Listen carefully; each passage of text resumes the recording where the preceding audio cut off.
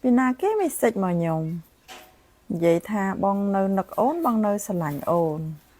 អូនមាននៅនឹកនឹងស្រឡាញ់បងទៀតទេណាគេអញ្ចេះអូមិនសិចទូរស័ព្ទមកលើកសិនមើលអាឡូពីណាគេហ្នឹងណាគេប្តីណាខ្ញុំមានប្តីណាខ្ញុំនៅ single កូន2នាក់នេះមេម៉ាយអូអតីតប្តីហ៎អូលោកប៉ាលីហ៎នេះខ្មោចអីតែមកហ្នឹងមានការអីហ៎នៅចាំខ្ញុំដែរ2ឆ្នាំអូកូនសុខសប្បាយតាធំអស់ហើយកូនរៀនបានខ្ពង់ខ្ពស់អស់ហើយអូបែកគ្នា2ឆ្នាំលោកទៅមកសួរខ្ញុំថានឹកលោកអត់អីគេនៅស្រឡាញ់ខ្ញុំនៅនឹកខ្ញុំអត់មានស្រីណាល្អដូចអូនណាអូចឹងអូអនុស្សាវរីយ៍ល្អនៅនឹកមិនភ្លេចគ្រប់ពេលអូនជាស្រីល្អទោះបីបែកគ្នាយូរប៉ុណ្ណានៅតែនឹកជួបអ្នកណាផ្សេងទៀតក៏មិនដូចអូន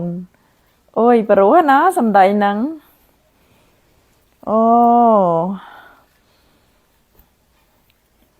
អរគុណបងច្រើនហើយ2ឆ្នាំហើយបកត្រឡប់មកប្រើភាសានឹងវិញគួយព្រោះហ៎ណចុះ2ឆ្នាំមុន3-4ឆ្នាំមុនពេលដែលបងមានស្រីអូនបងថាឈប់ទៅប៉ាអាណិតអូនអាណិតកូនអាណិតប្រពន្ធចាំយប់អត្រាតម៉ោង1ម៉ោង2ភ្លឺដេកចាំប្តីតែហៅប្តីមកយប់10-20ដងប្តីអត់មកទេឲ្យស្វាយពេលខ្ញុំសុំប៉ាលែងលះហើយឈប់ទៅបើអត់ទេអូនលែងលះប៉ាថាលែងទៅចង់លែងទៅអូឥឡូវមកប្រើភាសាថានឹកអូនណានឹកអនុស្សាវរីយ៍កាលយើងនៅប្តីប្រពន្ធណាបេះដូងអូនដូចអត់ស្លុតទៀតទេឥឡូវហ្នឹងហើយខ្ញុំសុខសប្បាយហើយ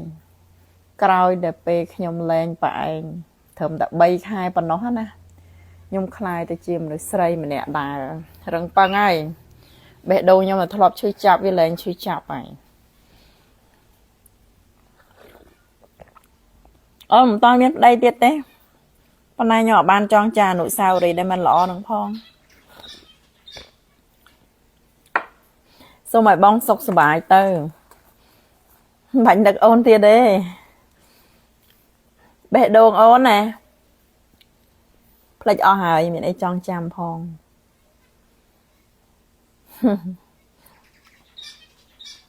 បើសិនជាបងចង់ជួបកូន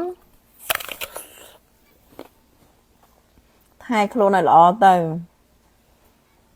ចាំ5ឆ្នាំក្រោយអូនយកកូនទៅលេងស្រុកខ្មែរឲ្យជួបបងបណ្ដាអនុស្សាវរីយ៍សម្ដីល្អផ្អែមល្ហែមហ្នឹងវាហួសពេលហើយខ្ញុំមានសុភមង្គលថ្មីហើយអីគេឈឺចាប់នៅដឹកនឹកដេកនឹកអូនរាល់យប់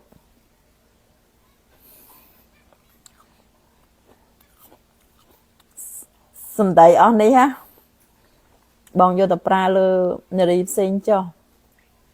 ថែខ្លួនឲ្យល្អទៅបើសិនជាចង់ជួបកូនណាថ្ងៃក្រោយប៉ុន្តែបើថាថែខ្លួនមិនល្អទេប្រហែលជាគ្មានវាសនាជួបកូនទេបាយអរគុណច្រើនដែលបានទេមក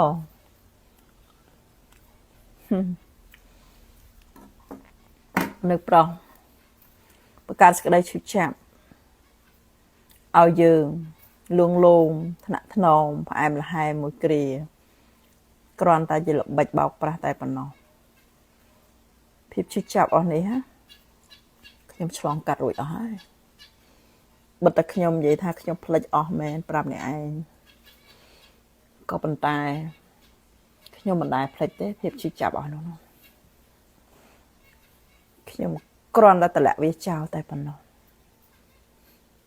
តែឲ្យខ្ញុំភ្លេចខ្ញុំអត់ភ្លេចខ្ញុំមិនភ្លេចទេ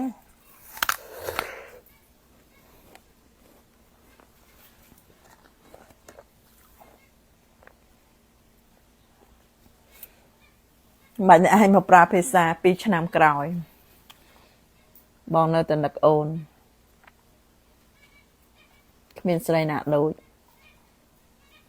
ភាសាអស់នេះហ៎បើប្រើ4ឆ្នាំមុនវាអត់តន់ហូរពេលទេ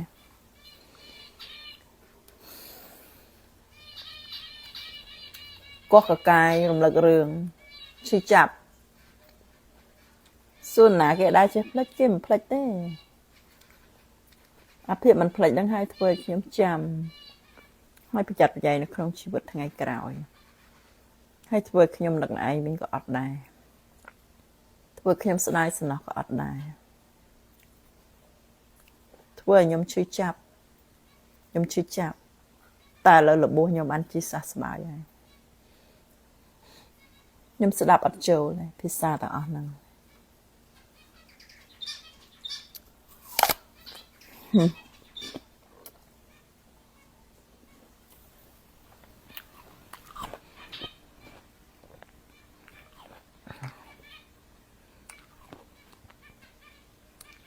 តកាលគ្រាន់តែការឈឺចាប់តែប៉ុណ្ណោះជាសបិនមួយដែលមិនល្អឬក៏ជាសបិនអាក្រក់វាបានកន្លងផុតទៅហើយបច្ចុប្បន្ននិងអនាគត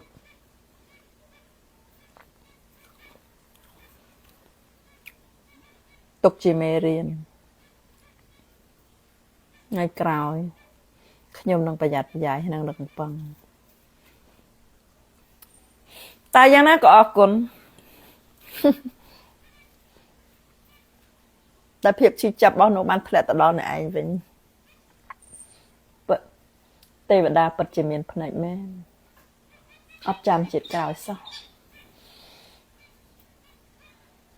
ក្នុងโลกនេះពិតជាមានយុត្តិធម៌